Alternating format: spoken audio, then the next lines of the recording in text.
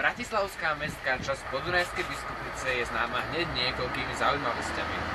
Nachádza sa tu jedna z najznámejších stavieb Bratislavy, tzv. Pentagon. Panorámu hlavného mesta doplňa fabrika Slovnaft a takisto sú Biskupice známe zlou dostupnosťou mestskou hromadnou dopravou.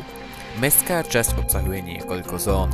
Najjednoduchšie sa dá rozdeliť na starú časť dedinu a novú časť sídlisko. Spojenie týchto obytných zón práve mestskou hromadnou dopravou je však veľmi slabé. Prepojenie zabezpečujú dve linky. Linka číslo 79 však premáva iba raz za hodinu a preto väčšina obyvateľov využíva linku číslo 67, ktorej vozidlá praskajú vo švikoch počas celého dňa.